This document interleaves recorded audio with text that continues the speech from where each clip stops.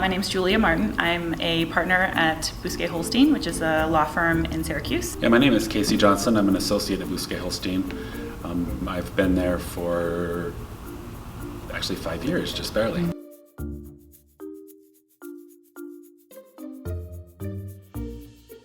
So the Constitution is the supreme law of the United States, and it governs how federal law is applied. The federal Constitution reserves certain rights to the states and provides limited powers in its explicit terms to the federal government. Within that, the reserved states' powers, each state has the right to legislate on certain matters. Police powers, education are explicitly reserved to the states. And then from within the states, there can be mirror images of what the federal government looks like. So there's an executive, a legislative, and a judicial branch. At least in New York State, that's the case. In each case, they serve similar functions. The executive enforces the laws, the legislative writes and creates the laws, and the judicial branch is the check on the other two branches, reviews the work of the other two branches. I kind of think of the Constitution as setting up the machinery of government. It's really the thing that started our country in many ways, and it sets up this relationship between the federal government, the state governments in some ways, but then also the branches of government that Julia just talked about with the executive and the legislative and the judiciary.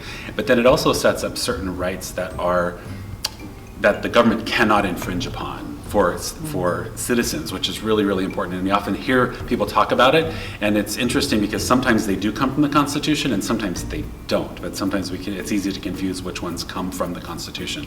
But some of the ones that we talk about, like a speedy trial or habeas corpus that I talked about, that comes from the Constitution. The right of search and seizure, to be secure in your home, is another thing that's in the Constitution.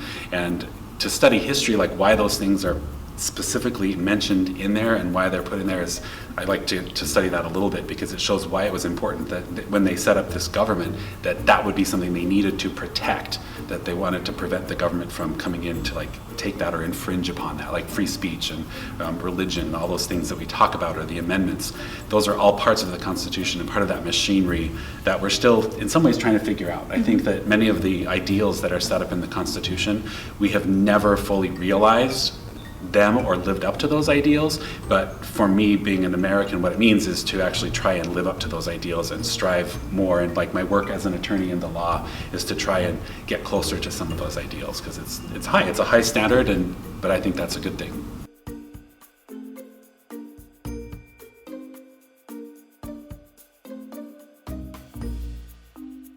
I think it's important to remember that jury service has that significant role in that it guarantees the rights of an individual by forcing this adversarial process to take place. That the prosecutor must present their case and meet a certain burden of proof, and that the defense lawyers come forward with their case to defend the individual and to show how the prosecutor has not met their burden, and that individuals, lay people, not always lawyers, not judges, are the ones who make the decision as to whether or not the prosecutor has met their burden of showing that an individual has done certain actions and met certain standards.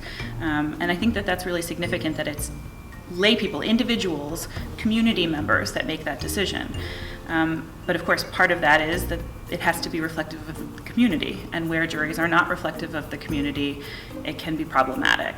In today's practice, I think lawyers tend to avoid jury trials, both in the criminal context, like in 12 Angry Men, but also in civil context, because it's expensive to pay for lawyers to prepare for the trial, to participate in the trial, to prepare experts for trial, and then have experts testify. And it takes time out of everyone's day to go forward with a jury trial. Whereas if you were to work out a plea bargain, then the whole mess of a jury trial can be avoided.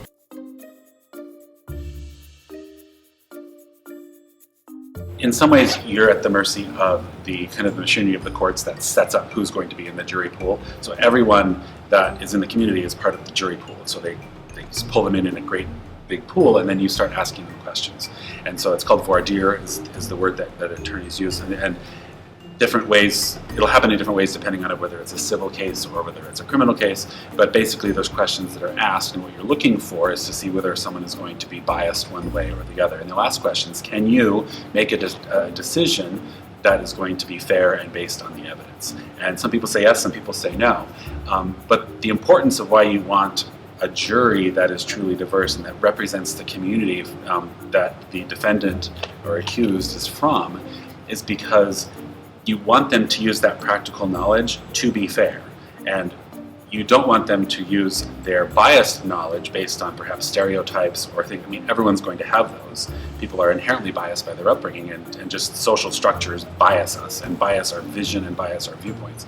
So if you get different perspectives in there, I think the hope and the theory is that it's going to balance out a little bit. Because again, justice is a great concept. It can be really hard in practice to do. And so getting enough people that can do that, and I think sometimes 12 Angry Men as a play,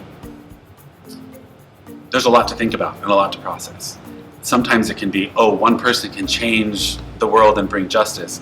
And that's one interpretation you can do it. But at the same time, what if that one person is wrong and they still change it? And what if one person can prevent justice? Because that's also happened in our history too. And what do we do? And which I think, for me, some of the message of 12 Angry Men is that we all have the duty to try and do justice in our lives, wherever we are, whether we're an attorney or a citizen, to try and do that. Because it's really, the reminder I have from the Constitution and just all of it, and jury duty and being a citizen, is that it's all of our duty as citizens of this country to try and make that happen.